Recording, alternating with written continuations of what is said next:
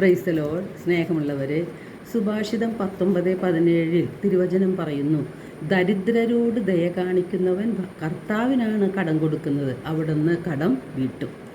ദാനധർമ്മം ദൈവത്തിൻ്റെ മുൻപിൽ വിശിഷ്ടമായ കാഴ്ചയാണ്. മനുഷ്യൻ്റെ ദാനധർമ്മത്തെ മോതിരം എന്ന പോലെ കർത്താവ് വിലമതിക്കുന്നുണ്ട്.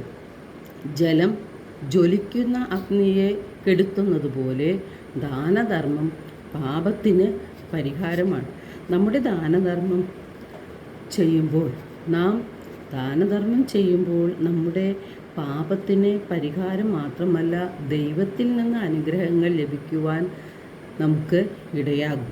വിശുദ്ധ മത്തായിയുടെ സുവിശേഷം 25:40 പറയുന്നുണ്ട്, സത്യമായി ഞാൻ നിങ്ങളോട് പറയുന്നു, എൻ്റെ ഏറ്റവും എളിയ ഈ സഹോദരന്മാരിൽ ഒരുവന് നിങ്ങൾ ഇത് ചെയ്തു കൊടുക്കുമ്പോൾ എനിക്ക് തന്നെയാണ് ചെയ്തു തരുന്നത് എന്ന്.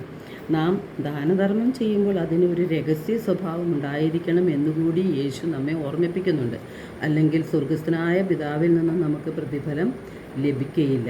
മലാക്കി 3:10 തിരുവചനത്തിലൂടെ കർത്താവ് അരുളി ചെയ്യുന്നുണ്ട്, ദശാംശം മുഴുവൻ കലവറയിലേക്ക് കൊണ്ടുവരുവിൻ, എൻ്റെ ആലയത്തിൽ ഭക്ഷണമുണ്ടാകട്ടെ, ഞാൻ നിങ്ങൾക്കായി സ്വർഗ കവാടങ്ങൾ തുറന്ന് അനുഗ്രഹങ്ങൾ വർഷിക്കുകയില്ലേ എന്ന് നിങ്ങൾ പരീക്ഷിക്കുവിൻ. അപ്പോൾ ദൈവം നമുക്ക് നൽകുന്ന സമ്പത്തിൻ്റെ ദശാംശം ദൈവത്തിൻ്റെ ഛായയിൽ സൃഷ്ടിക്കപ്പെട്ട അർഹരായ മനുഷ്യർക്ക് ഉള്ളതാണ്. ദശാംശം ദാനധർമ്മമായി ദരിദ്രർക്ക് നാം കൊടുക്കുമ്പോൾ ദൈവത്തിന് തന്നെയാണ് നാം കൊടുക്കുന്നത്.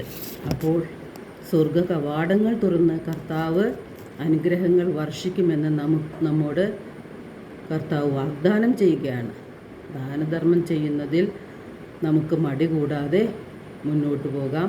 ദൈവം നമ്മെ ഓരോരുത്തരെയും സമൃദ്ധമായി അനുഗ്രഹിക്കട്ടെ.